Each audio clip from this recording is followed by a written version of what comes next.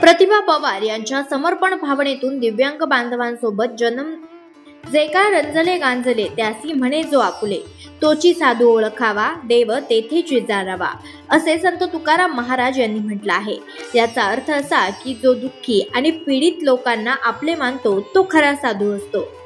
अशांकडे देव नेहमीच असतो, म्हणून त्याला ओळखावे आणि त्याच्यातच देवाला पाहावे।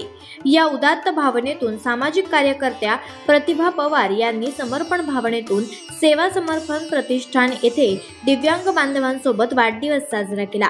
यावेळेस त्यांना भोजन देऊन पुढील कार्यक्रमास मदतीसाठी वाटेल ती मदत करणार असल्याची ग्वाहीही दिली आहे। नागपूर बायपासवर भोसा रोड येथे असलेल्या सेवा समर्पण प्रतिष्ठान येथे दिव्यांग बालकांचे संगोपन करण्यात येते। प्रतिभा फाउंडेशनच्या संस्थापक अध्यक्षा तथा इंजिनियर प्रतिभा पवार यांचा रविवार दिनांक 9 नोव्हेंबर रोजी वाढदिवस होता। या वाढदिवसाला वायफळ खर्च न करता त्यांनी सामाजिक उपक्रम राबवण्याचा मनोमन संकल्प केला आणि सेवा समर्पण प्रतिष्ठान येथे जात दिव्यांग बांधवांसोबत विविध चर्चा करून यथोचित मार्गदर्शन केलं।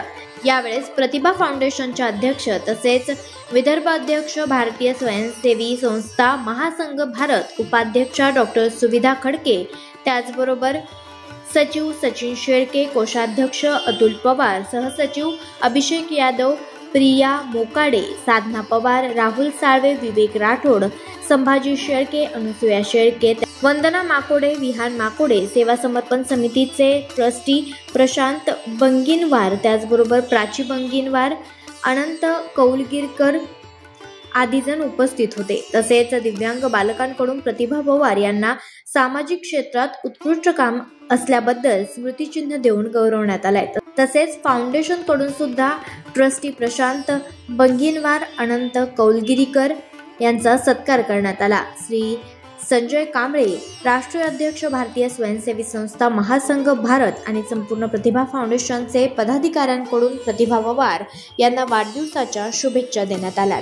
चिमुकल्या दिव्यांग बांधवांनी गायनातून वेधले लक्ष, अशक्य नाही जगती काही, असेल जर मनी ठाम निर्धार, स्वप्ने सारी साकार होती, असा प्रत्यय प्रत्येक ठिकाणी येतोच असे नाही। निसर्गानं हिरवल्यानंतरही दिव्यांगांना जगणे हीच एक समस्या ठरते। अशा वेळी त्यांच्यातील कला बघून नकळत डोळ्यात अश्रू येतात।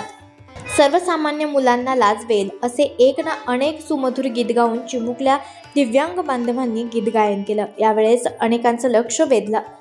त्यांच्यातील कला बघून हे दिव्यांग असूच शकत नाही असा भाव देखील पवार यांनी व्यक्त केलाय।